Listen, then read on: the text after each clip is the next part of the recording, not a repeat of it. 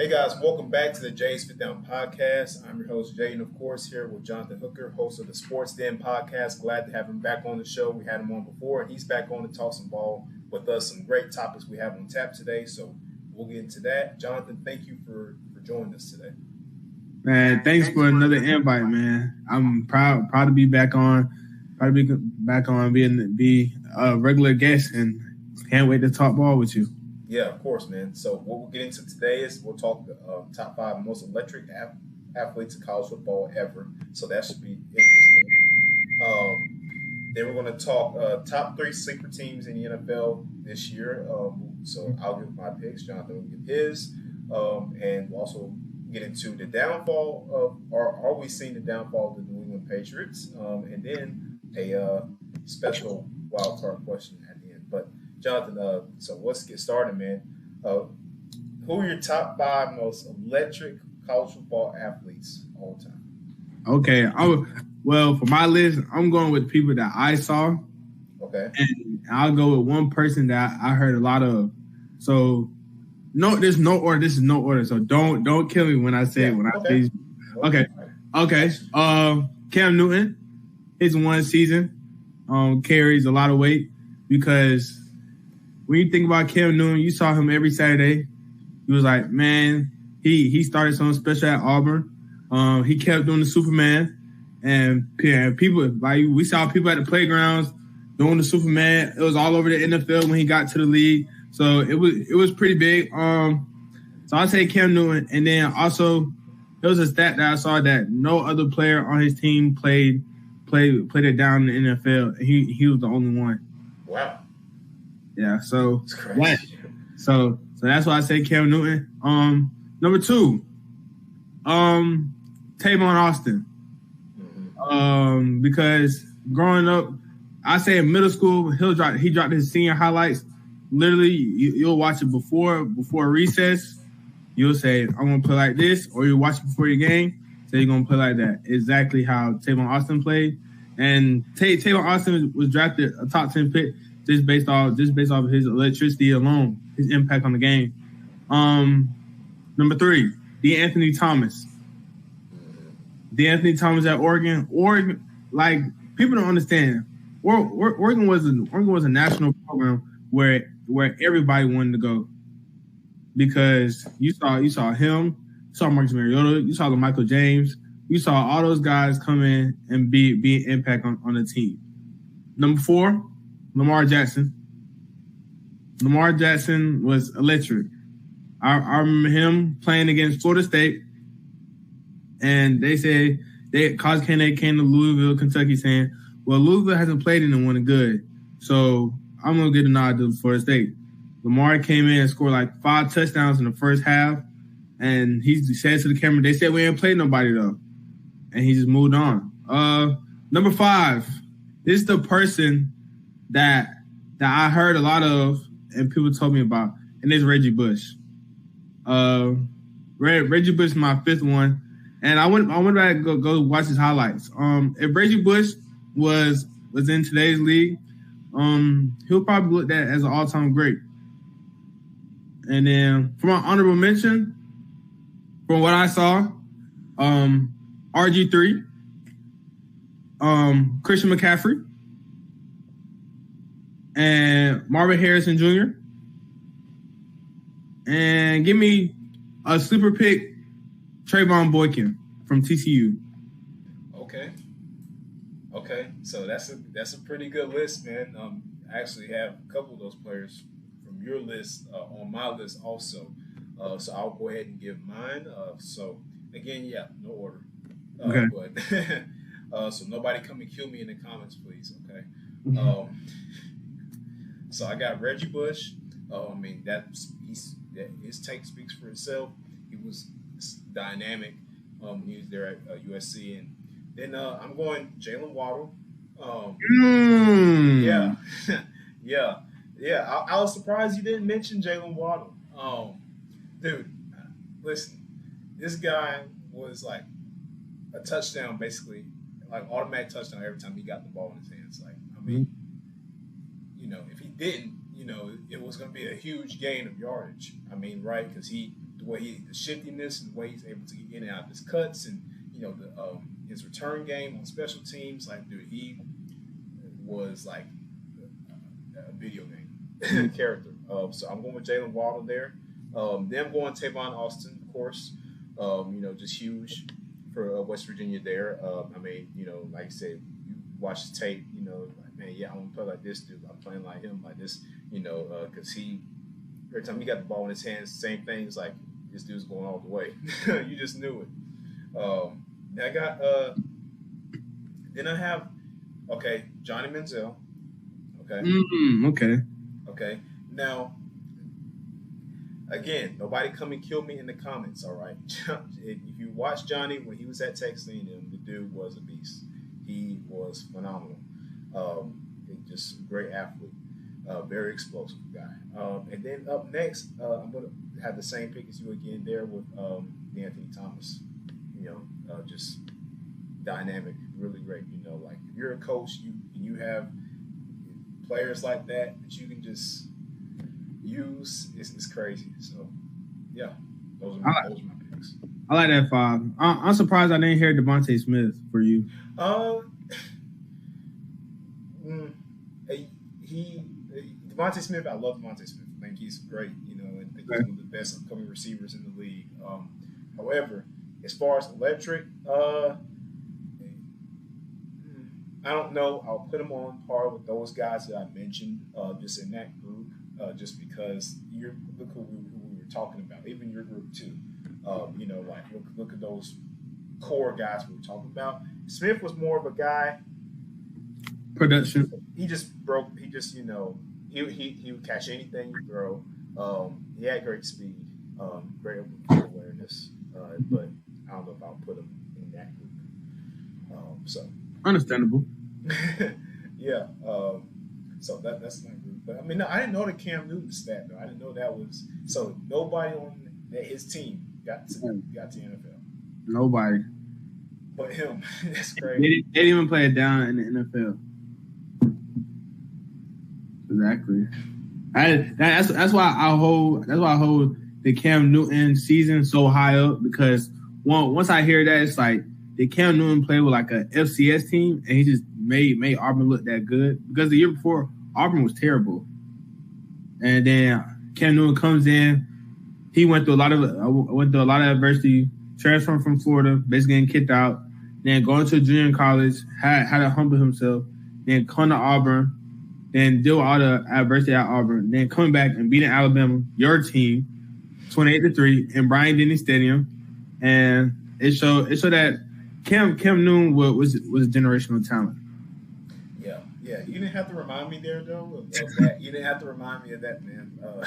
See, Nick and Mike already give me enough trouble about Alabama when it gets the call. So shout out to those guys there. Those are my guys. But no, I mean, yeah, Cam Newton, one of the greatest, college football players to play, and also in the league for a couple of years. Just unfortunate what happened with him, So I guess he's done for good with football. Yeah. It's like, I mean, hey, you got a good 4 or 5 years, But anyway, moving on. So, John, can you give me your top 3 sleeper teams coming into 2023, like some dark horses, teams that people aren't really thinking about or talking about that can make some noise? The dark horse team, I might get hate on this, but I think the Broncos. I think the Broncos can be the second in their division, and they can make a run to playoffs because their defense alone kept them in games. And then also you have to think about the division. Jimmy Garoppolo starting in the division. Like, come on, please. Jimmy G, I love you, but come on. They can stop him. Then the Chargers get hurt every year. Like, we hype the Chargers every year, but I say by week 10, there's always a star out for them, and it just starts to trend.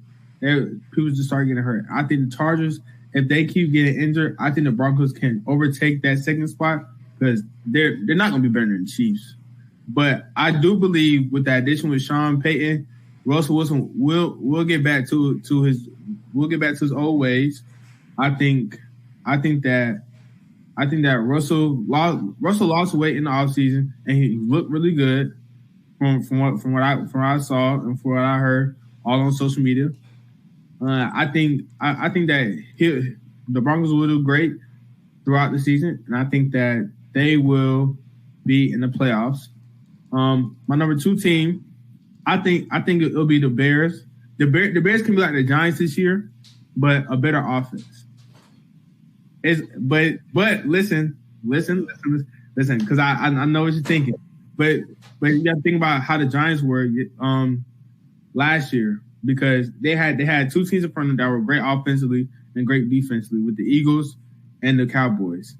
But the Giants were in a lot of close games the year before. They just couldn't finish.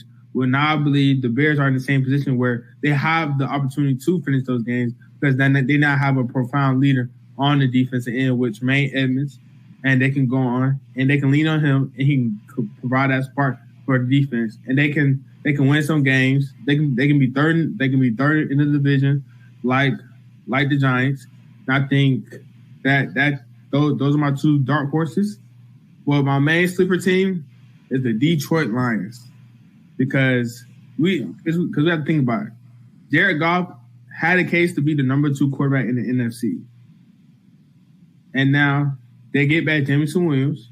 They added Marvin Jones Jr., and then they get Jahmyr Gibbs, added David Montgomery, and then the defense added Brian Branch on the secondary, which needed help. And I think Brian Branch can play a lot of different things for the Lions. They can put in many different places, and I think that those additions right there can propel the Lions to even win the division and make a run in the playoffs. So those are my 3 teams. Okay, yeah, those were some good picks, man. I mean, you mentioned earlier, like I said, everybody hypes up the Chargers every year, and they disappoint because of injuries. Of course, Keenan Allen and Mike Williams were both hurt last year. And the coaching hasn't been all that great for them either. And then the Broncos, that's reasonable, that's legitimate. Everybody thinks that Russ has kind of lost it. But again, Sean Payton, like you said, this is a guy, he's known for his offense and how his schemes, and, he works good with quarterbacks. So, and they've got good receivers, they got good playmakers, so that could be interesting. Man, I agree. So my picks, I would say my dark horses, man. All right, so hear me out. Same thing, hear me out. Man. I say this is a real dark horse sleeper team because nobody expects them to really do anything. They're kind of in their rebuilding mode. I got the Houston Texans making a playoff appearance this year. I think they can do it. I'm not against that at all. I just believe in the Texans, and it starts off with their foundation, with their head coach. To be honest. Yeah, I like the culture they're building. Bringing in D'Amico Ryans, bringing that tough, mentality that, of course, working with the 49ers, how they play defensively. They're fast, they're physical, they run to the football. Bringing that mindset to Houston, with those young guys, some of them with a chip on their shoulders, some of them with a lot to prove, that makes for dangerous players. So offensively, they made some solid moves. They brought in Devin Singletary and Dalton Schultz. Both solid offensive players. Again, and quarterback. We'll see what happens there between Mills and Stroud. I assume that Davis Mills will start week 1, but it could end up being C.J. Stroud. So we'll see what happens with that.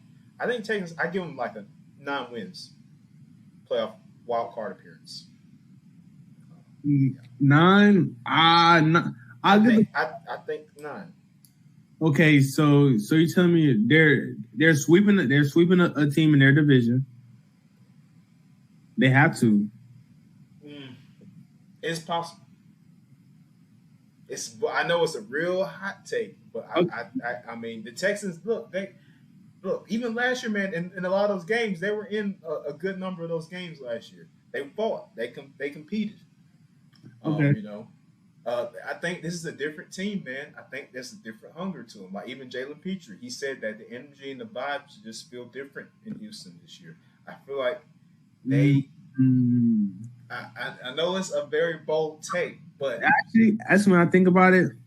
Now, when I think about it, the Texans defense was so young, but they had promise. Now you added D'Amico Ryans because I remember the last defensive coordinator the 49ers had, Robert Saleh.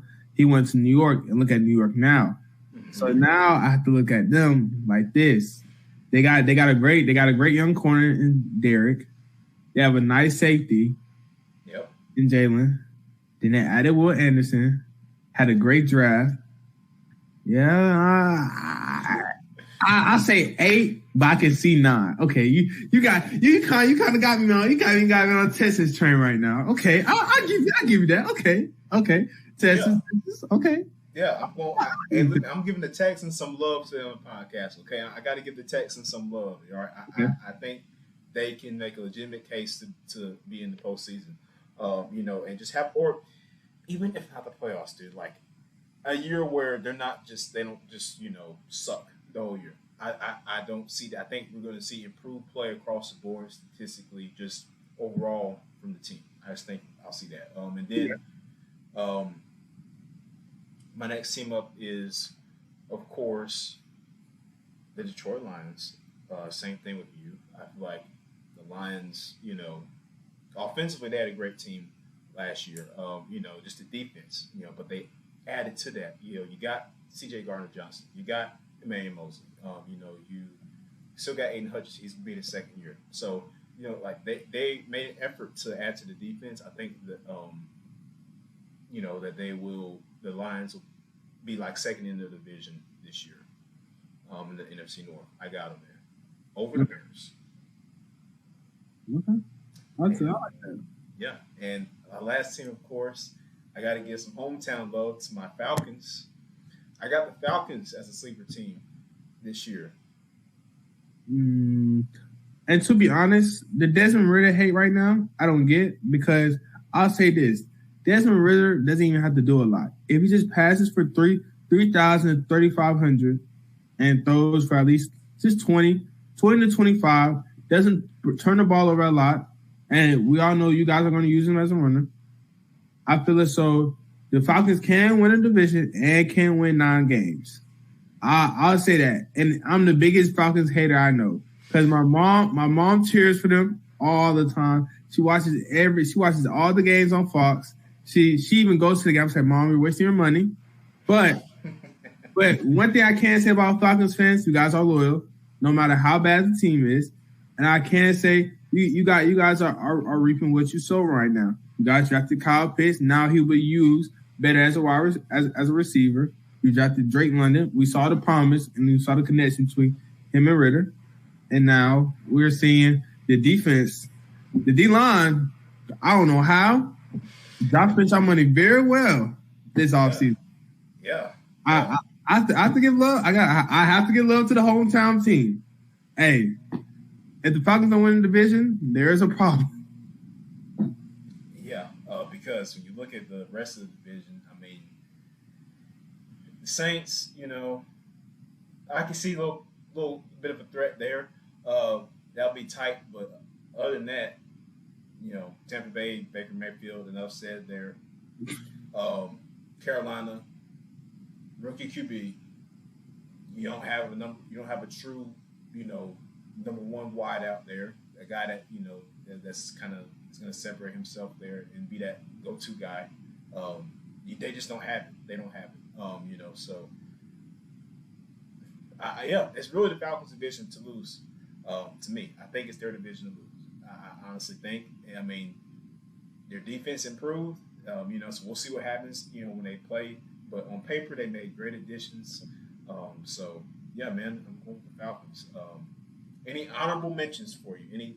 Another team that just might sneak around and do good? Nobody thinking of. When I think about the NFL, it's just like the NFL is in tiers to where you can't say, oh, this team will do good, this team will do good. But I think legitimately if the Ravens get DeAndre Hopkins, I think the Ravens will give the Chiefs the most trouble to Super Bowl. And it's because the Ravens are the Ravens and Chiefs. The games are always shootouts, and Lamar is probably the only quarterback I've seen beat Patrick Mahomes in a shootout like that. Where Burrow. It wasn't really a shootout. Yeah, okay. It was a shootout.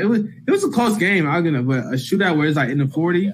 Right. where it's like a Patrick Mahomes 500 plus yard game, and it's like we're thinking Patrick Mahomes throwing for over 400. We're thinking, oh, the Chiefs blew the team out. No, Lamar Jackson kept up with him with his arm and his legs, throwing to. I remember it was Marquise Brown. I think it was 2019, 2020.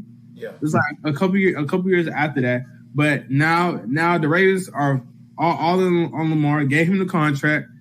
Still retaining Mark Andrews, drafting Zay Flowers, signing OBJ. Already have Rashad Bateman. And then you still have that great running game. Then the defense, the secondary is still strong. The linebackers, you have Roquan Smith now with Patrick Queen, have a solid D line, and I think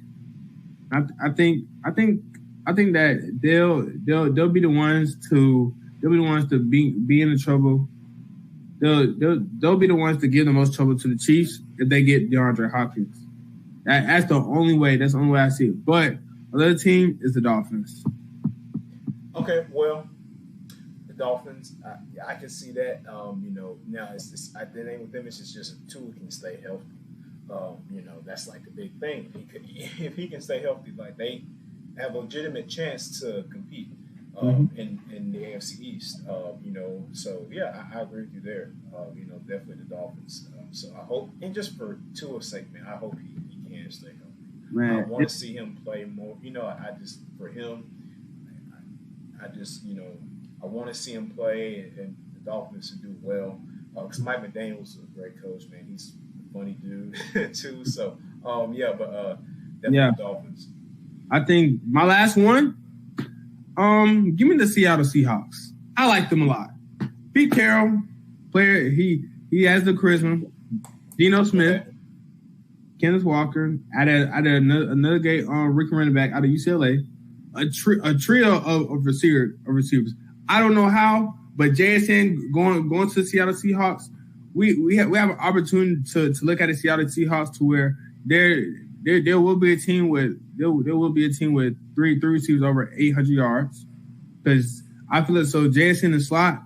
There's not a lot of slot corners that will guard JSN 1-on-1 because now they can't shade over DK side or they can't shade over Lockett side.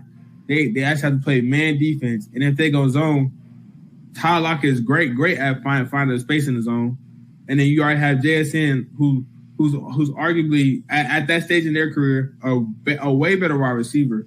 So you already have that, and then the defense, like we talk about the Legion of Boom.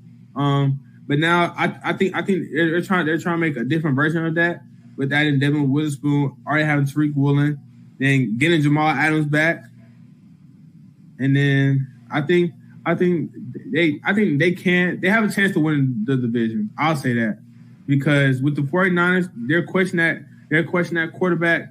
It's like, yeah, whoever plays quarterback for the 49ers, they can look good, but I think it all depends on the consistency at quarterback. And also losing D'Amico Ryans hurts them a lot. And they lost a couple key pieces in free agency with Jimmy Ward and a couple of those guys at linebacker. And I feel as so.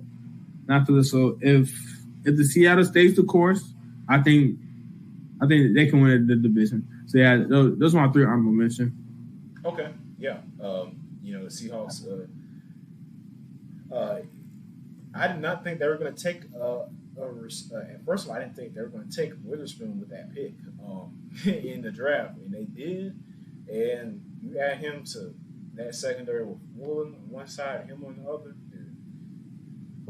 And then they go and get JSN, man, so because you can only cover so much space, dude. You can only cover so much, and so you're destined to give one of those guys some range to explode. So it's going to be interesting how teams cover that offense for sure. But moving on to our next topic, man. Uh, Something that's a lot of people been talking about lately. But are we witnessing the downfall of the New England Patriots? No, I don't think so. I think the Patriots are still so young, and yet, I was one of those guys last year saying Matt Jones is mid, but now I have to realize he had a defensive coordinator as an offensive coordinator. So I realized that hindered his development. So I say no. I think their division is just so stacked that there's not a lot they can do to gain that traction back with the Bills having a top 5 offense, the Jets now being a complete team, adding Aaron Rodgers. Then you add the Dolphins, who added Jalen Ramsey on the other side, with Xavier Howard and Javon Holland in the back end, and having Tua back with Tyreek and Waddle. I think that gives some problems, but the Patriots have done a good job of drafting. They drafted Christian Gonzalez this year, who's gonna make a great cornerback tandem with the other cornerback Jones on the other side. I think the Patriots. I think they'll win 9 games again. I don't think they'll have a losing record. So no, I'll say no. I just think whenever we think of people having a down year, we think of people having like 6 or maybe 5 wins. And me personally, I don't think that, because I don't think that the Patriots will ever get to that level, because first off, their defense keeps them in way too many games. 2, I think that now that Matt Jones actually has offensive coordinator, I think there will be plays catered to him. And 3, I think somehow, some way, Bill Belichick was get his team to have a winning record. Him and Mike Tomlin, the only 2 coaches I say, I don't care who's on that team. They're going to have a winning record at the end of the year, whether you hate it or love it.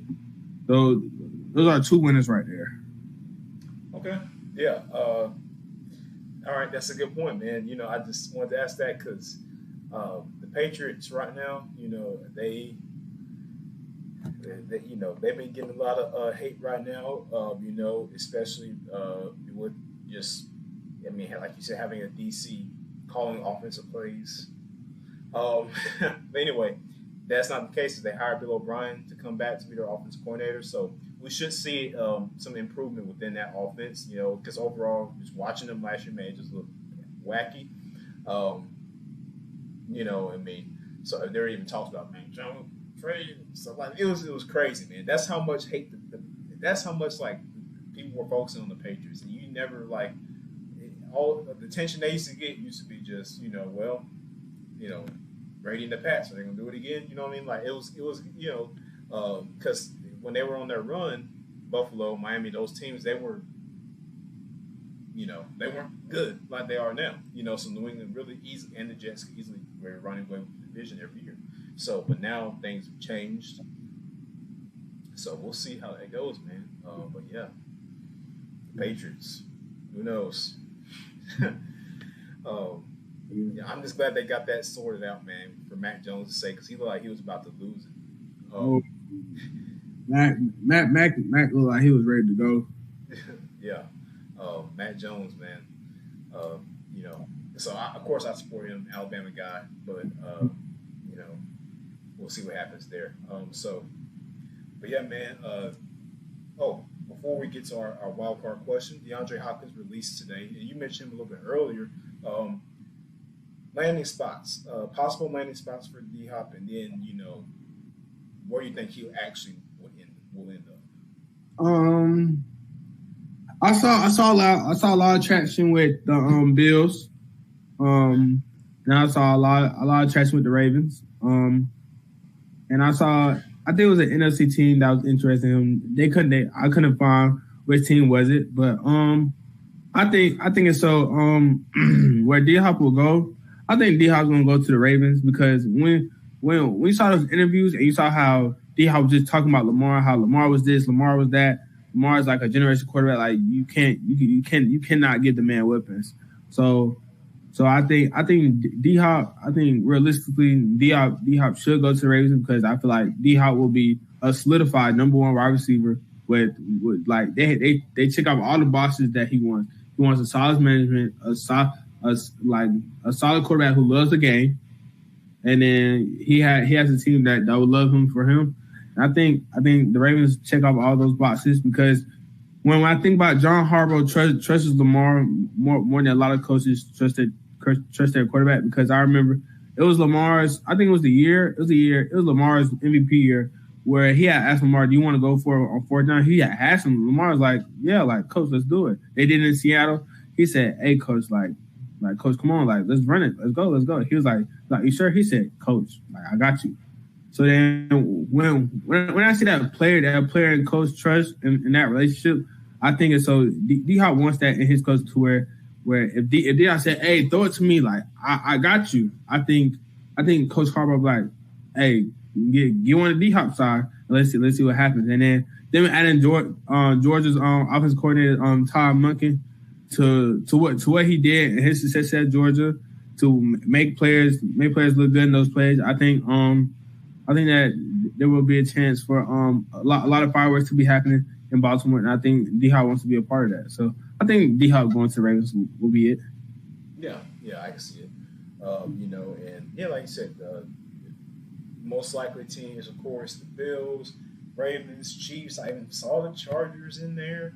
On there, he did mention Herbert on that list of quarterbacks he'd like to play with, including also Jalen Hurts too with the Eagles. So keep an eye out on that. I don't know. It doesn't seem likely though.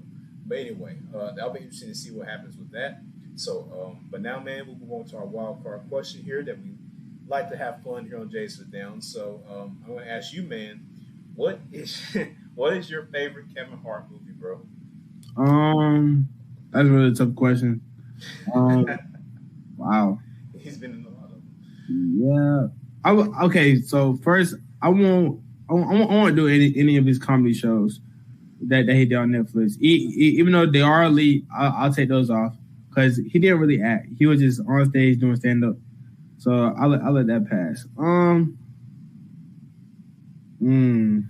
one with Farrell was good. It was okay. It was good. Fatherhood was really good, but he was serious. But when we look at Kevin Hart, we look at more funny guy who like makes everybody laugh. So I'll take Jumanji was really good too. Now I think about it. But I'll take Ride Along with Ice Cube. Classic. I'll take Ride Along. I'll take Ride Along with Ice Cube. Yeah. I'll take that. I'll take that as my pick. Yeah, like I think my favorite scene from that movie was like when they were in the supermarket and the honey scene. You remember that? Oh my goodness! Yes. Oh yes. That was hilarious. But so for my pick though, for my favorite Kevin Hart movie, I'm gonna have to go with, man. It's so hard. But I'm gonna have to go with The Wedding Ringer. Him and Josh Gad. That was the best duos I've ever seen. That was good. That was good. That was hilarious. That is my pick. Honorable mention I'll give to Get Hard. When you mentioned with Will Ferrell, awesome. And also the Ride Along movie. So yeah, those are my honorable mentions. But number one spot is gonna go to The Wedding Ringer. If you guys haven't seen that, please watch it. It is hilarious. John, thank you for coming on the podcast today, man. We love talking with you all the time, and just getting your insight on these topics, man. And we'll continue to just monitor everything as we go through our OTAs, man, and eventually mini camp, training camp. It'll be here before you know it, and so I'm excited to see what 2023 has in store for us fans, man. Yeah, me too, man. I can't wait for this season to come up. Yeah, so but we'll be talking with you, man. Of course, we'll have you back on. We're gonna make sure of it. So just be on the lookout for that, and make sure you guys go check out John's work at Sports Den on YouTube and all that good stuff. And you make sure you check us out here on YouTube as well. Jays Fit Down. Speaking for Jonathan Hooker, and me, Jane Gay, host of the Jays Fit Down podcast. We will see you guys next time. All right, John. All right. Peace. Yes, sir.